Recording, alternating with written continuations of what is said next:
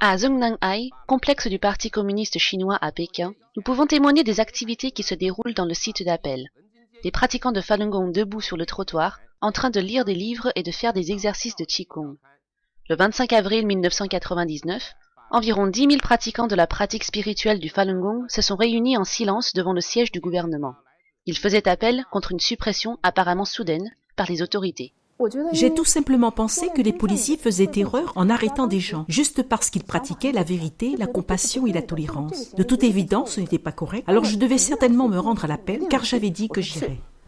Leur demande était simple et raisonnable, libérer les pratiquants détenus et permettre la pratique libre du Falun Gong en Chine. Au début, leur demande avait été octroyée, mais ce qui a suivi fut une persécution qui allait bien au-delà de toutes les attentes.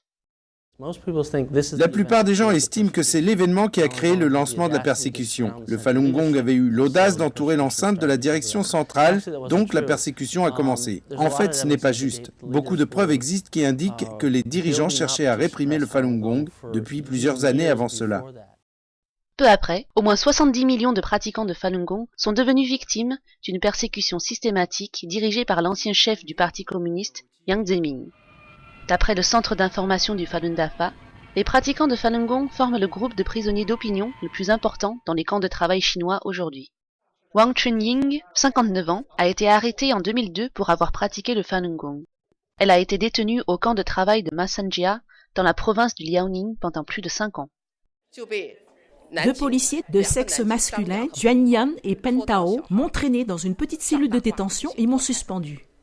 Le 6 avril, le magazine Lens, géré par l'État chinois, a publié un exposé sur le traitement inhumain des détenus dans le camp de Masanjia, sans mentionner le Falun Gong.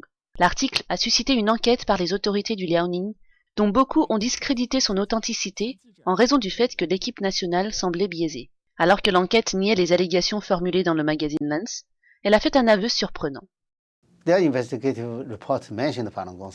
Leur rapport d'enquête a mentionné le Falun Gong en déclarant que ce sont des pratiquants du Falun Gong qui sont enfermés au camp de travail de Masanjia. Au moins, ils ont admis que le camp de Masanjia a été utilisé pour la persécution du Falun Gong. C'est en fait la description dans le dernier paragraphe au sujet du Falun Gong qui fait croire aux gens que la torture a vraiment eu lieu.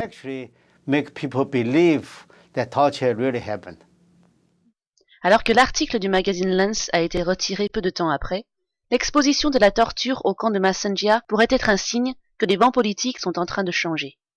Récemment, les individus et les groupes qui prennent la défense des pratiquants de Falun Gong ont augmenté. Il est évident que certaines personnes en Chine sont prêtes et disposées à exposer la persécution du Falun Gong, ce qui n'a jamais été le cas auparavant. Nouvelle NTD.